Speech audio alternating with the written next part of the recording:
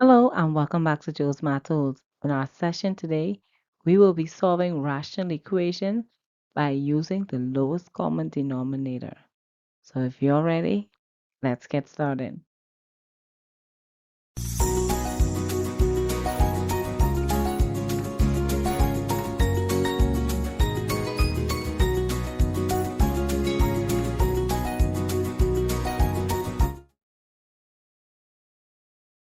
So to begin solving our rational equation, we're going to begin by first looking at finding our LCD. Now when solving rational equations and looking for your LCD, there's one thing I want you to keep in mind. Remember that your LCD needs to be made up out of both terms or all of the parts that's in your denominator. Now in our denominators, we have 2 and we also have b minus 5.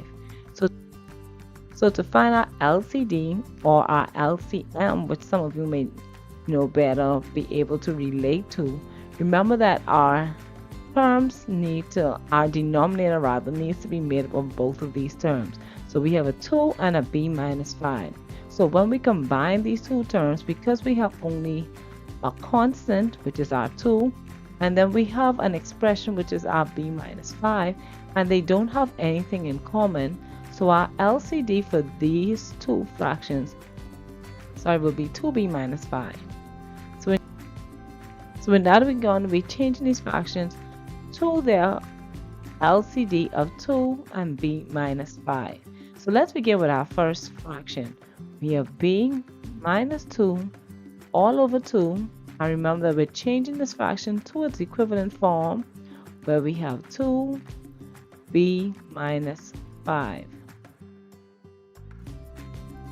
So to change this fraction to its equivalent form, remember we need to look at our denominator and see how we went from 2 to b minus 5.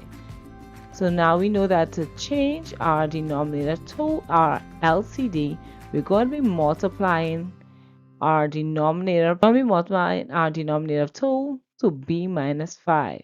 And remember that whatever you do to the denominator, we also need to do the exact same thing to our numerator. So we're going to be expanding our brackets by working with our b minus 5 being multiplied to our b minus 2. And we're going to multiply b to b, which will equal to b squared. Our b will then be multiplied to 2, which will equal to minus 2b. My 5 will be multiplied to b, which will equal to minus 5b. And then my 5 will be multiplied to our 2. So negative 5 times negative 2 will equal to a positive 10. So let's simplify our expressions now. So my b squared will return when negative 2b minus 5b will equal to negative 7b. Remember that our rules for integers tells us that we add the terms and keep the negative sign. And since 10 is our only constant, that will return back to our equation. So my expression when simplified is going to be b squared minus 7b plus 10. Okay, so let's put that into our equation. And then we're going to do the exact same thing to the opposite side of our equal sign, where we're now going to be looking at our next fraction. And we're also going to be changing this fraction into its equivalent form. So we have 5 over b minus 5. And its equivalent form where we have 2 and b minus 5 in the denominator. And since our denominator already has b minus 5, that means to change this to its equivalent form, the only thing we're going to do now is multiply our b by our 2. So 2 times b will equal to 2b minus 5, and our numerator will be multiplied by 2 as well. So 2 times 5 is equal to 10. So our equation is now equal to 10. So now that we have our LCD, we're now going to begin simplifying or solving our equation without our denominator. And we're going to begin by changing our equation into its standard form. I remember that with quadratic equations in standard form, we're going to have our square term, then our 7b, which is our coefficient, and our variable at an exponent of 1. And we're going to simplify by bringing my 10 to the other side of the equation. And remember, if it's positive on the right hand side, when we move it to the left hand side, it's going to become negative. And 10 minus 10 is going to be equal to 0. So we now have 7b. We now have b squared minus 7b equal to 0. And I'm going to simplify my equation by factoring out a b. So I now have b squared. I now have b minus 7 equal to 0. So now either b is equal to 0 or b minus 7 is equal to 0, where b will be equal to a positive 7. Okay, so now that we have solved our equation, we're now going to begin testing our answers to check and see if our answers justify our equation.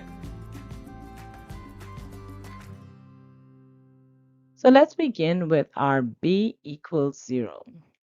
I remember that we're applying substitution, which means that everywhere that b appears in our equation, we are now replacing it with the number 0. And we're going to begin simplifying our equation. So 0 minus 2 will equal to negative 2 over 2. And we know that 2 can be divided by 2. So 2 divided by 2 will equal to 1. And 2 divided by 2 will equal to negative 1. So now let's simplify the right hand side of our equation. So my 5 in the numerator will remain the same. 0 minus 5 will equal to negative 5. We can simplify both parts of our equation, our fraction, by dividing by 5. So 5 divided by 5 will equal to 1, and negative 5 divided by 5 will equal to negative 1. So we have negative 1 equals to negative 1. So we know that 0 for b does validate our equation. So we know that that answer does satisfy our equation. So let's look at our next answer that we had, which was also b equals 7. So we're applying our substitution again. Remember, we're replacing b for 7.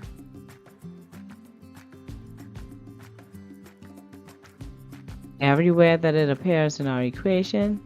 I remember this test is to see if our answer does satisfy our equation. So 7 minus 2 will equal to 5, and my denominator will remain the same.